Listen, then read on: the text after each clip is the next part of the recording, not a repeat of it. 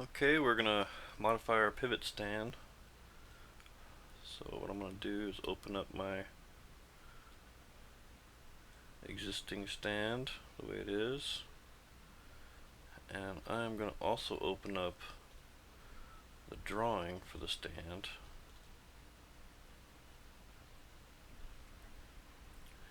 And I'm gonna tile them vertically so you can see updates that happen when we're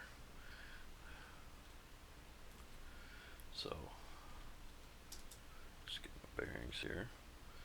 Alright, so I'm going to be sketching off of this surface here, and I'm going to create a support structure out here that gives us a little bit more support along the base where this beam is going to go. So sketch, and I'm going to go normal to, and I'm working over here if you haven't guessed. I'm going to draw a circle just arbitrarily out here in space, and while the circle is selected, I'm going to hit the control key and select this edge and select tangent. Now I'm going to dimension the circle, so I'm going to dimension from the origin, which is from the center, and that dimension needs to be 1, and I'm going to dimension from the bottom to the circle, and that dimension needs to be 1 meter. Okay, so that gives us our top curve. Now we need the rest of it, so I'm going to start here, come down,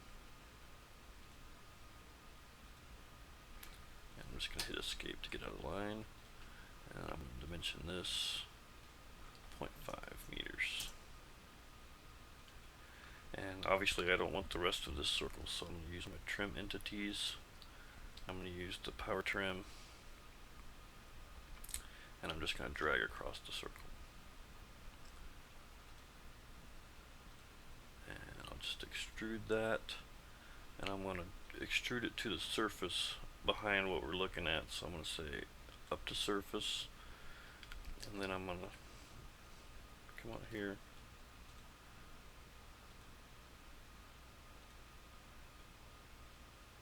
and select this surface.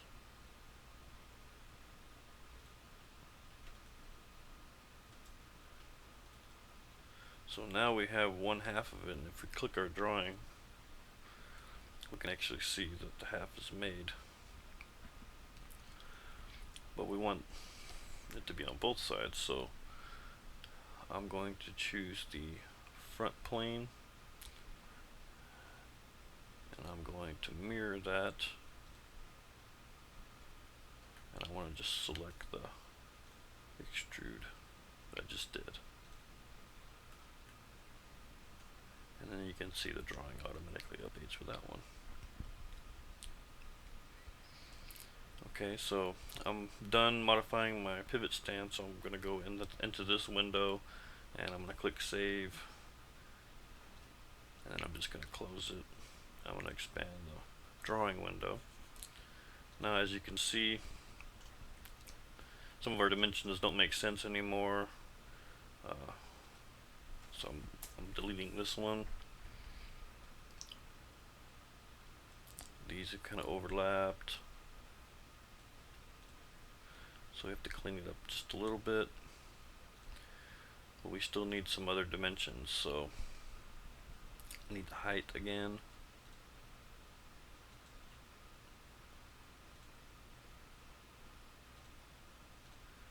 And we need to dimension our new geometry out here, and I'm just going to dimension it one time on one side. So I'm going to go to annotation first. I'm going to mark the center mark of this circle so that we have something to dimension to,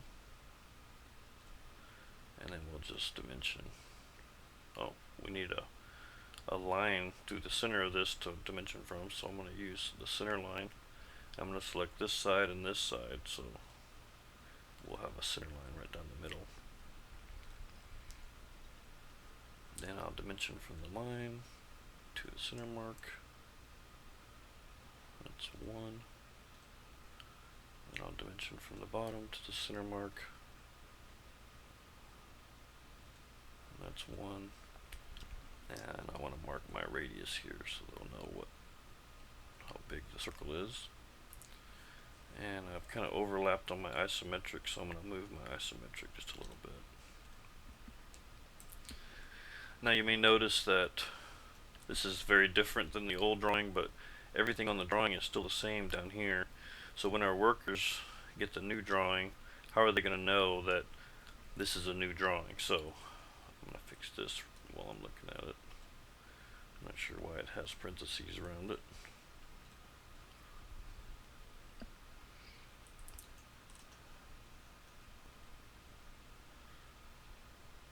And I'm going to move this out just a bit. Make the drawing a little more. There. So anyway, the workers won't know if it's a newer drawing or not, and they won't know which one to use. If they have a printout of the old drawing and a printout of this one, they're not going to know which one's the new one. That's where the revision comes in, and so we need to update our revision. So I'm going to right click, edit sheet format, and I'm going to zoom down and double click in this area here. I'm going to call this revision A. F to view the whole thing, and I'm going to right click again and edit sheet, and I'm back in the drawing, and I can just save that. And now when I open up the stand drawing, it'll be the latest revision with the latest design with dimensions and everything, and there's no danger of using a previous design. That concludes this lesson. Thank you.